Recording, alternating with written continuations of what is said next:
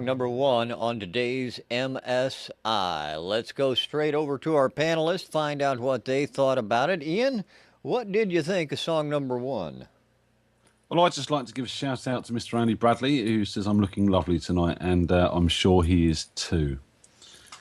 As for the song, yeah, good time rock and roll. I mean, it's cliche, but it's good cliche. I mean, there's a song like this needs that element of dirty good times. I mean, it's a rock and roll cliche, but it works in the context of this song. Overall, the energy, the performances, everything was spot on. I liked it. It was upbeat. It was fun. It had that barroom band sound, you know, that sort of walk into a pub and see these guys knocking this out. Brilliant. It had that sort of classic sort of Motley Crue choir boys feel to it, but it also had a bit of sort of Sum 41 and Blink 182, that sort of American punk thing going on as well, which was quite nice. So overall, I think, yeah, the feel of the track was brilliant. The mix, the guitars were far too up there in the mix. They were just drowning everything else out for a lot of it. Vocals low, it's something we talk about all the time on MSI. And because the guitars were so high, I found the drums were starting to get lost in the choruses as well. And what would have finished this off for me really nicely would have been some sort of big, sort of Hammondy type organs in the backing, sort of, you know, lots of sort of busy, Dawsey type keyboards going on, which would have been good. But otherwise, I loved it. It is what it is. It's dirty, cliche rock and roll, but it's good, dirty, cliche rock and roll. All right, Ian, I appreciate that. Thank you very much. Tom, your thoughts on number one? Yeah, nice amount of energy. Guitar's definitely too loud. The vocal got lost. I'm trying to decide whether I liked or the effect on the vocal or not, but it definitely went with the vibe of the track. It's just that I kept losing what he was saying. And yeah, the drums got lost, and the bass was there, I suppose. But you know, the main problem a lot of people forget is that when you're writing a song, unless it's an instrumental, the vocal has to be the main focus of a song and draw people in, and that's what they have to hear and not be bothered by all the other instruments. They're there to support. And in this one, the guitars were featured, and I couldn't really get a handle on the hook or the verse or anything he was saying, because the guitars were played well. The band plays good. I think it's just, you know, the old joke, it was mixed by the guitar player, you know, because they're way too prominent. And the vocal was playing peekaboo, hide and seek, and along with the drums. For me, a good mix would be a solid bottom end with the bass and the drums giving the drive, the guitars, another layer that support the vocal rather than distract from it. So I like the energy, but it's balanced badly. All right, Tom, I appreciate that. Thank you. Now, Dave, your thoughts on this one, number one? I'm actually going to disagree with Tom and Ian on this. I thought the mix was spot on. Guitarist. Okay. Well, no. He did the mix. The mix was spot on. I'll tell you why. I listened. I'll give this a good listen because this is my kind of music. Good old rock and roll. A slight punky feel to it, and I had one guitar in my left, one and another guitar in my right. I could hear the bass. It was doing like a kind of a rock and rolly thing. I could hear it as clear as anything. And the vocals were great. They were up there. So, yeah, I like this. I think the mix was spot on. Spot on. All right. Thank Uh, you very much, Dave. I appreciate that. So, Tom, now you mentioned the cliche. He what mixes it is what you're going to hear most in it. That's And we that's just proved that point. that's what I was going to ask you. I was going to ask you whether or not you Ian also thought that this might be the case. It I may think or may not. Ian? I think a lot of people drive to get a high energy guitar sound, and it's not always that easy to do. And I think Tom's suggestion of more layering on the guitars would thicken that guitar sound up without it having to be so loud in the mix, if that makes sense. You can thicken it up and make it bigger, but without making it so prominent. It's something even I struggle with now, getting them guitars sitting just right so they're big, but without overpowering everything else is a difficult job sometimes. Now, how hard is it, Tom, to take and get, as Ian said, the guitars to sit right in the mix? Depending upon how they're recorded and the sound you like. Sometimes people work so hard to get a good sound that it's the last thing that they do. So they're focused on that, and that's why I mentioned focus. That's why the last thing that always goes up in my mixes is the vocal, so I know it's going to be the loudest thing in the mix because that's where my focus was the last time. The guitar sounds were good, and I like the different guitars in each ear and such, but they were just not set right volume-wise and EQ-wise.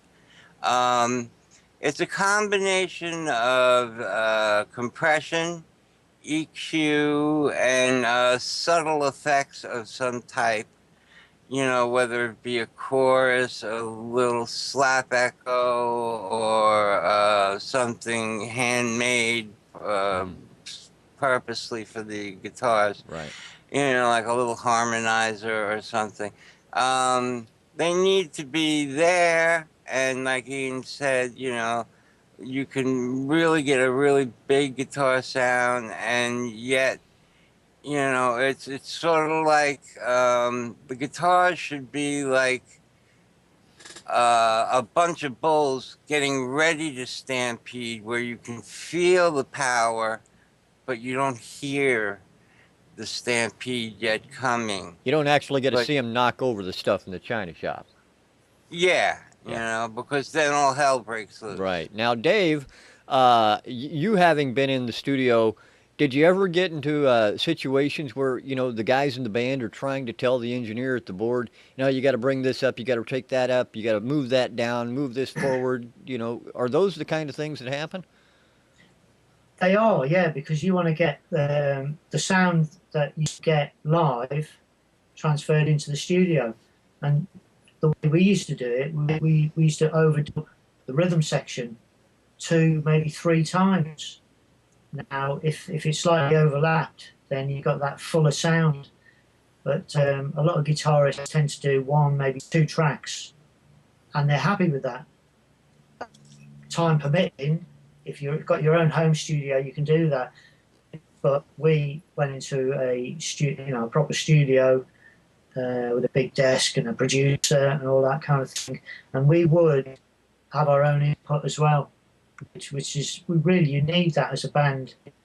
But then again, sometimes on occasion they will take over and they'll do it for you. Yeah. But you have to interfere. You have to get stuck in. Yeah, and who you interfere? Yeah, Sorry, that's the wrong word. No. Who usually is the loudest in the studio when it comes to getting their way? Is it the guy who wrote the song, the guy who wrote the music, or is it the guitarist? The drummer. I think it's a combination, but if you're quiet, I say don't be quiet. Get stuck in there and give your opinion. If you're not happy with anything, then say so, because that is going to be a song that's going to go out on record. And if you're not happy about it, you're going to have to live with it. So give your opinion. All right, but Change. that makes perfect sense. Yeah. All right. Okay, thanks, guys. Let me introduce that song to everybody. Song number one was from Johnny Zapp. Johnny Zapp with Dirty Good Time, of course. All right, gentlemen, you have the task, as every week, to decide on a song of the week. So I leave it to you to argue and fight amongst yourselves, and let's see who comes out the victor. Woof. Song number one. There's a quick vote from Dave. Song Easy number for me. Song number one. I'm gonna actually have to agree, even though song number two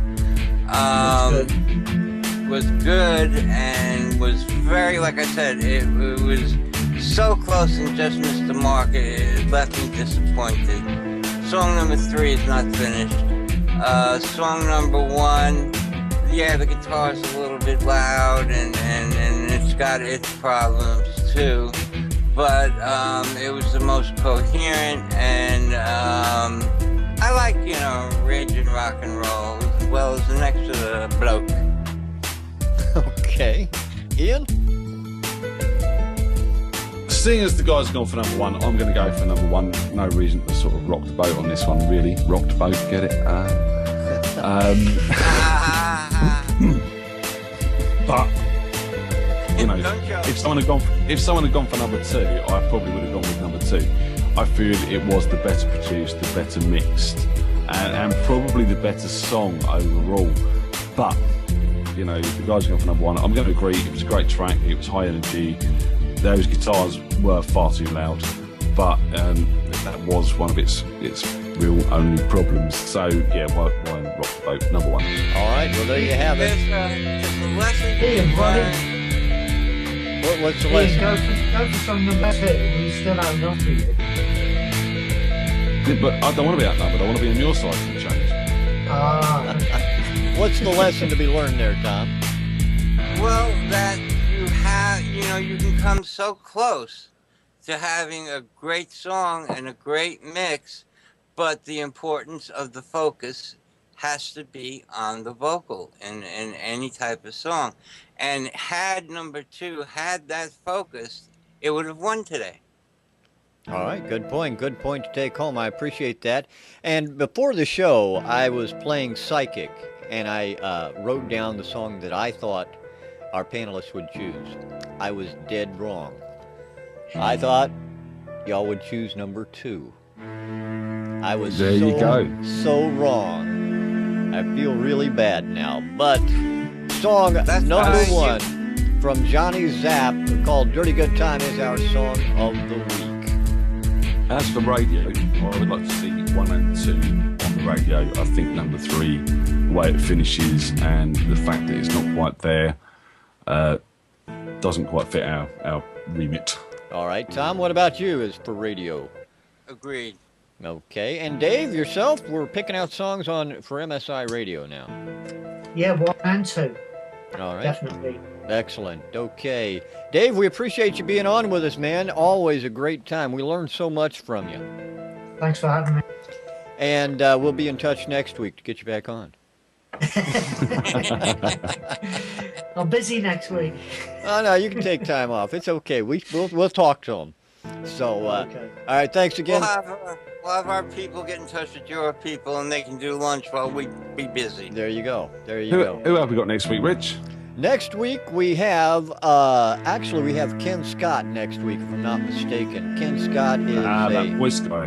thatvoiceguy.com if you want to find out more about Ken. Ken Scott is a voiceover artist and radio guy, basically. I worked with him back in the day. We worked at some radio stations in Decatur, Illinois. He later moved up to WLS in Chicago and on from there doing his own voiceover work for some very high-powered clients. So we look forward to having Ken on with us again next week. So again, we want to thank you guys for joining us out in the viewing audience. A shame about the chat, but hopefully Justin TV will get that fixed, and we'll have the chat next week. I'm in. I can talk to You're everyone. in. Finally in. Okay. You're finally in. Well, Yeah. I'm not in, so join us again next week. We'll have Ken Scott. Again, Dave, thanks very much for being with us as always.